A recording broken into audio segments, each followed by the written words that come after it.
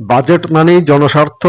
আর এই বছর অন্তর্বর্তী সরকারের প্রস্তাবিত বাজেটে রয়েছে জনসন্তুষ্টির কিছু আশাব্যঞ্জক পদক্ষেপ শিক্ষা, স্বাস্থ্য, সামাজিক নিরাপত্তা এবং বিনিয়োগ খাতে। তবে প্রশ্ন থেকে যাচ্ছে, এই প্রতিশ্রুতিগুলো কি বাস্তবে রূপ নেবে, নাকি কেবল কাগজে কলমেই সীমাবদ্ধ থাকবে? অর্থ উপদেষ্টা সালেউদ্দিন আহমেদ এবারের বাজেট বক্তৃতায় জানিয়েছেন, সারা দেশের ১,৫১৯টি মাদ্রাসাকে এমপিওভুক্ত করার কাজ চলছে এবং এর জন্য বরাদ্দও প্রস্তাব করা হয়েছে।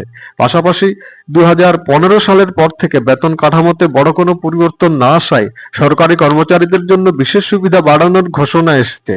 তবে বাজেটের এই দিকগুলো নিয়ে উঠেছে সমালোচনার ঝড়। গবেষণা সংস্থা সিপিডির নির্বাহী পরিচালক ডক্টর ফাহমিদা খাতুন আশঙ্কা প্রকাশ করেছেন, সরকারি খাতে সুবিধা বাড়লেও এতে বৈষম্য ও মুদ্রাস্ফীতির চাপ আরো বাড়তে পারে। স্বাস্থ্য খাতে এবারের বাজেটে এসেছে কিছু নতুন উদ্যোগ। ২৩২টি হাসপাতালে চালু করা হবে টেলিমেডিসিন সেবা। স্বাস্থ্য বাতায়ন নামে বিশেষ হেলথ কল সেন্টার থেকে মিলবে বিশেষজ্ঞ পরামর্শ। মাস্টার্স ও এফসিপিএস পর্যায়ের শিক্ষার্থীদের মাসিক ভাতা বাড়িয়ে করা হবে ৩৫,০০০ টাকা। চিকিৎসা শিক্ষকদের ভাতাও বাড়ানো হচ্ছে মূল বেতনের ২০% থেকে ৫০% পর্যন্ত।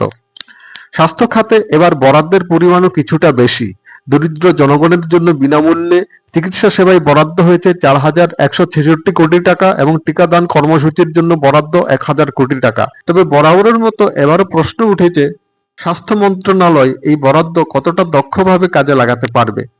অর্থ উপদেষ্টা জানিয়েছেন, বিদেশগামী ক্যারিয়ার গিভারদের জন্য উন্নত প্রশিক্ষণ, নার্সদের জন্য পিএইচডি কোর্স চালু এবং নার্স শিক্ষক প্রশিক্ষণ কেন্দ্র গঠনের বিষয়েও সরকার ভাবছে। সেই সঙ্গে চিকিৎসক, সেবিকা ও স্বাস্থ্যকর্মী নিয়োগে বিশেষ বিসিএস এর মাধ্যমে দ্রুত পদক্ষেপ নেওয়ার ঘোষণা এসছে। শুধু স্বাস্থ্য নয়, আগামী অর্থবছরে নতুন উদ্যোক্তা তৈরির জন্য ১০০ কোটি টাকার বিশেষ তহবিল গঠনের কথা বলা হয়েছে। তরুণদের অনুপ্রাণিত করতে তারুণ্যের উৎসবের জন্যও রাখা হয়েছে ১০০ কোটি টাকার বরাদ্দ। শুধু উদ্যোক্তা নয়, দক্ষ মানব সম্পদ গড়ে তোলার লক্ষ্যে ২.২০ লাখ মানুষকে প্রশিক্ষণ দেওয়ার পরিকল্পনা নেওয়া হয়েছে, যা বিশেষ করে রপ্তানিমুখী ও ক্ষুদ্র মাঝারি শিল্পকে গ্লোবাল চেইনে যুক্ত করতে সহায়তা করবে। সামাজিক নিরাপত্তা কর্মসূচিতেও কিছু ইতিবাচক ঘোষণা রয়েছে। বৃদ্ধ ভাতা, প্রতিবন্ধী ভাতা, বিধবা ভাতার মতো সুবিধায় ৫০ থেকে ১০০ টাকা পর্যন্ত ভাতা বৃদ্ধির প্রস্তাব এসছে। সেই সঙ্গে সুবিধাভোগীর সংখ্যাও বাড়বে বলে জানানো হয়েছে।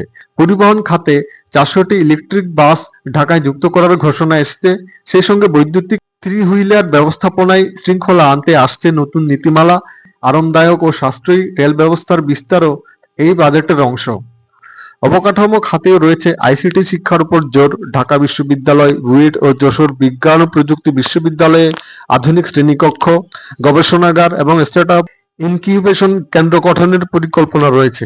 তবে বাজেটের এই প্রতিশ্রুতি ও পরিকল্পনার মাঝেও প্রশ্ন থেকে যায়, এসব উদ্যোগ কতটা বাস্তবায়িত হবে স্বচ্ছতা ও জবাবদিহিতার সঙ্গে।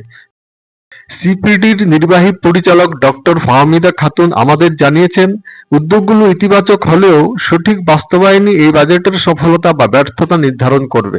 তিনি বলেন, সামাজিক ন্যায় নিশ্চিত করতে হবে। সরকারকে বেসরকারি খাতের উপর বাড়তি চাপ না দিয়ে কর কাঠামোতে ভারসাম্য আনতে হবে।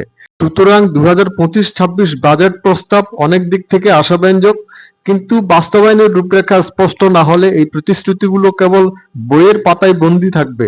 এখন দেখার বিষয়, সরকার কতটা আন্তরিকতা ও দক্ষতার সঙ্গে এগুলো বাস্তবে রূপ দিতে পারে। আপনাদের কি মতামত এই বাজেট নিয়ে?